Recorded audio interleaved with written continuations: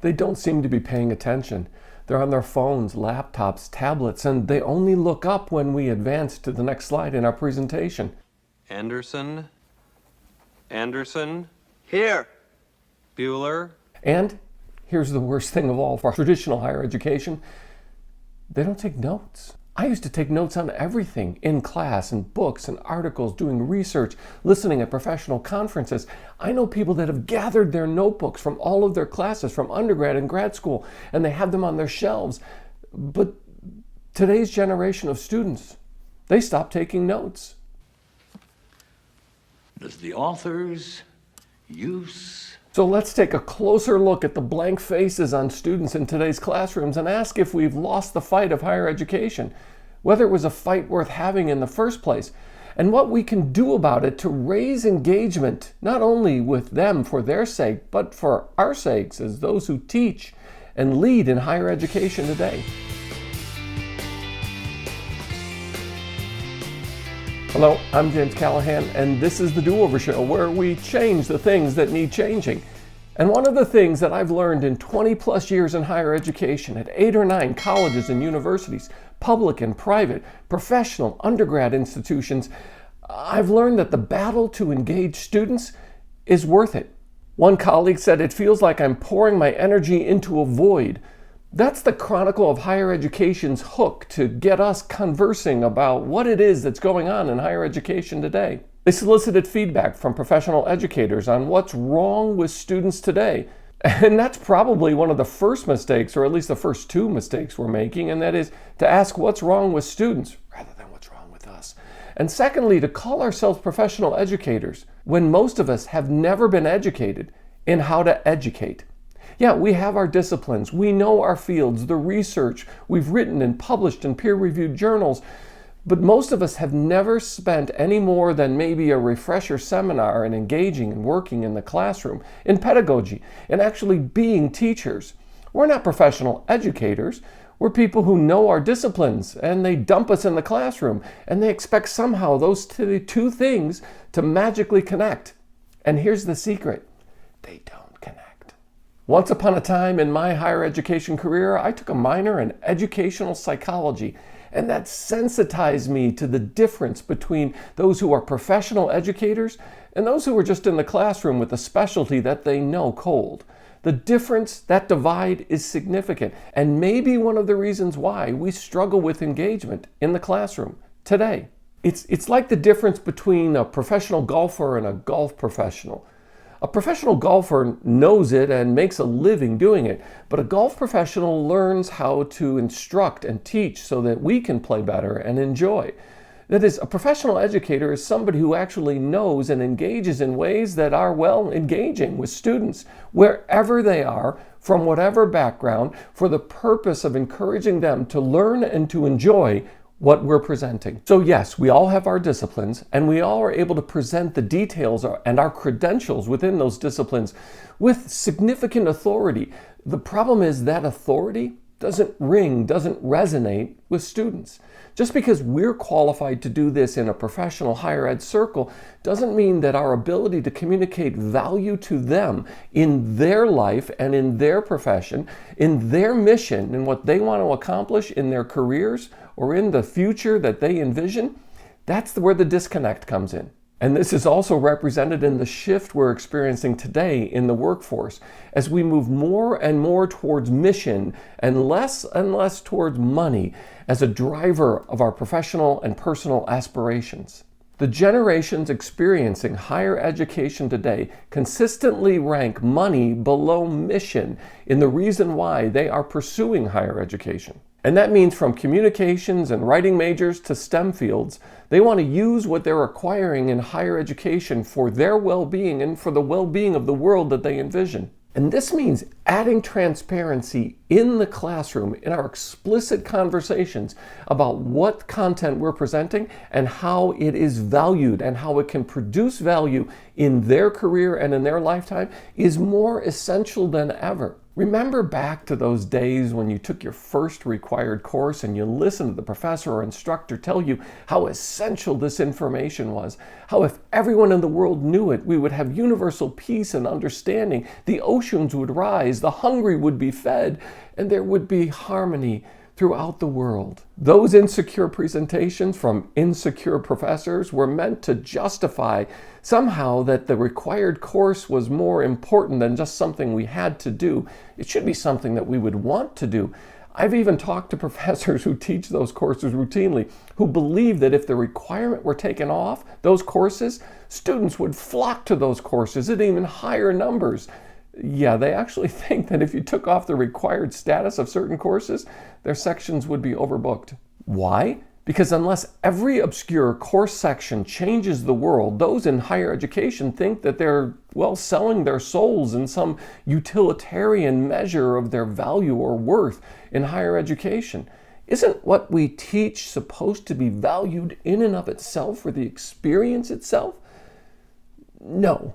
And this is why transparency in the classroom means telling them how this or that section is used, will be used or applied, and what they can be expected to know, instead of just teaching to the tests we administer or trying to get them to respond to some secret goal that we have in mind. The expectations and the transparency that we place upon them need to demonstrate real value. Longitudinal value, there's a higher ed phrase for you, something that will pay off as they experience life and career with this material. Oh, and this transparency can also address, their lifelong expected earnings. Did you know that there's a database available to everyone examining how different majors at more than 30,000 higher ed institutions in the U.S., how much you will earn over a lifetime of work, what you can expect to earn? So as we keep pushing them to pursue their dreams without economic consequences, which is fine if economic consequences are not part of the promise we make, then the justification for the expense of higher education gets a little bit more difficult to, justify. Now, that's my take on how we can get started in addressing this question of engagement in higher education, but let's look at what's really taking place today and the complaints and the anecdotes that are shared in higher education today. So where is the lack of engagement from? Where is it coming from? COVID, remote learning, hybrid learning, lockdown, social injustice, racism, homophobia, public fear, and the awakened amygdala. Everyone's amygdala has awakened since the summer of 2020, and all the things that have led to a spike in anxiety, lower functioning behaviors, and antisocial behavior patterns, from suicide to panic attacks to stress-related trauma, from Trump to COVID to inflation to Ukraine. Where is Ukraine on a map anyway? All of this combines to amass the reasons why, anecdotally, those in higher education say they're staring into a void when they look at students' faces. But we don't have to be neuroscientists to realize that a triggered amygdala doesn't lead to higher quality education or a better experience. And what we can know is that when our amygdalas are awakened, that fight or flight response, the creativity stops. If you want to know the greatest source of a lack of engagement, it's the awakened amygdala.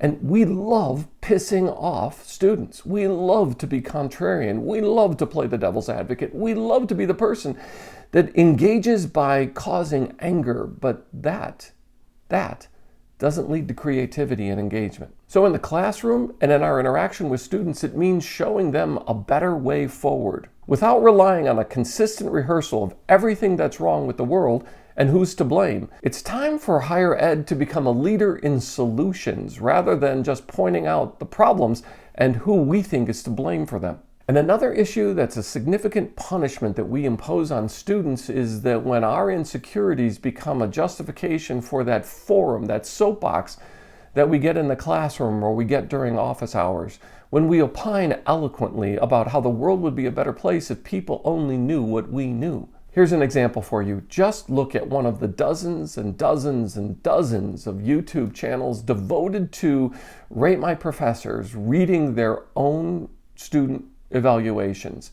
There is no better demonstration of entitlement and insecurity than listening to people like us read our student evaluations, dripping with snark and insecurities. we just can't get out of our own way. She does grade papers somewhat like an English prof. I just want to point out, capital T in the, and English usually has a capital E. And then there's the ordinary resistance to change, which comes from, well, we were educated in grad school by people who earned their graduate degrees 10, 20, 30 years ago, which means that the content and the methods that we experience in grad school, where we really came to love our discipline and devoted our lives to becoming teachers in higher education, well, that's 10, 20, and 30-year-old stuff that was communicated to us through that exciting professor in grad school, which then we in turn pass on to our students and the next generation, which means that even in the best schools with highly engaged faculty doing new research and cutting-edge stuff, that cutting-edge stuff is at least a half generation behind what's actually happening today. I don't even know what that means. No one knows what it means, but it's provocative. No, it's not. It's Gets gross. the people going. And students know this because they are hypersensitized to generational differences. Not just because of some schema a sociologist gave us, but because they lack relationships with people outside of their own peer group. Most people in college don't know young children. Most people in college don't have interactions, intelligent adult interactions with people who are their parents' age or their grandparents' age on a respectable and regular level that's just missing from their lives, which means because they only see that generation, they are hyper aware of generational differences, older and younger than they are. So here's how I own part of the mess in higher education and lack of engagement today. First of all, I don't expect students to take notes and write down every single glorious word that comes out of my mouth. The second thing is I give them everything in presentation slides. Everything. I share those with them ahead of time. I add questions and curiosities in the slides in the class, and I give puzzles to solve within the class. Third, I add incentives in research and exams to using textbooks, the presentation slides, or using an open book, open note kind of evaluation. Now I realize not all disciplines are able to do this, but if you are in a discipline that has enabled you to get beyond the bulimic eating disorder, binge and purge, cram the night before, and regurgitate it on a test with multiple choice and fill in the blank, and yes, if you can get beyond that, do so, because they're not going to experience that in real life in most of their career situations. And guess what? Their boss is never going to sit them down on Monday morning at 8:30 and give them a pop quiz. No, not unless they're a really horrible boss. Yes, there are some disciplines which require rote memorization of certain cultural criteria and information. Yes, that's unavoidable. And those disciplines, even those disciplines are changing. But in the areas that we can be out ahead of this, stop treating it like it's high school or grade school. We're not simply trying to cram static information in them. We're trying to build a capacity for them to be problem solvers and to learn to engage as entrepreneurs.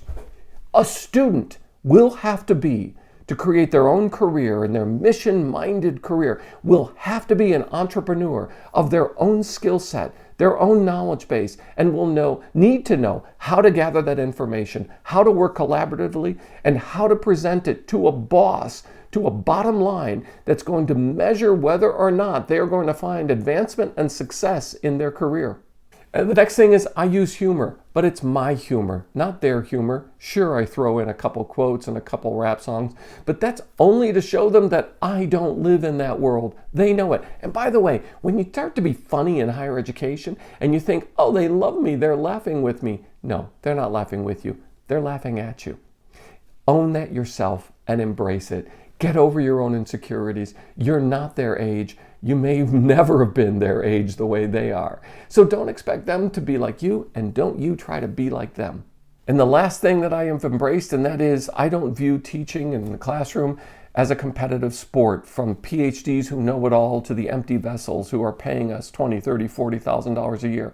Well, not us, but But they're not empty vessels into which we're pouring knowledge. There has to be a collaborative and cooperative experience for those who are willing to engage. Not all of them are ready to change and engage yet. But for those that are, those are the ones who need to have their good behavior rewarded, not with more tests, but with realistic and transparent expectations. Here's the thing, The way I grade, if I ask them to do something and they successfully complete it without some secret information that they need by what I really wanted, wink, wink, in the background, I give them the grade that they expect to receive. And I'm transparent about the grades and what a good grade is, what meet expectations is, what exceeds expectations is, not only in my class, but in the school, in the discipline, and in their career, what kind of evaluative means are going to be used to measure their output, their work output. Hey, I've done a video about what it's like to figure out grading and its importance and why it doesn't matter, and you can check out that video here.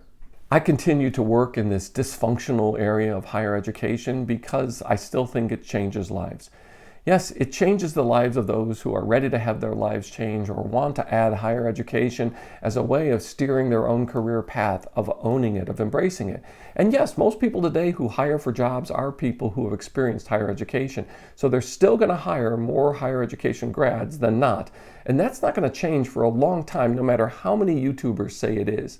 But what that means is that we have to own this experience as something that we are sharing with them. Higher education and the opportunities it afforded me changed my life. And I was changed because I used what was best of higher education to my advantage.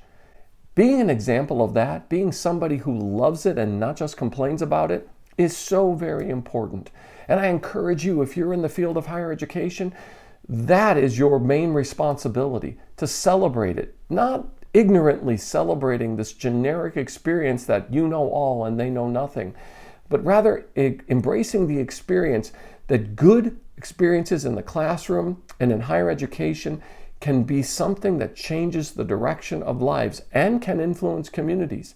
Yes, it has a value add, and the value add you get sometimes just can't be measured on a student evaluation or on an evaluation from your provost or academic dean. So be good, be patient, and be better.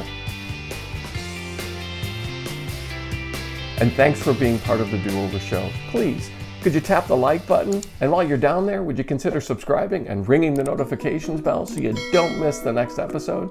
I'm so glad you found me, and I found you. Thanks.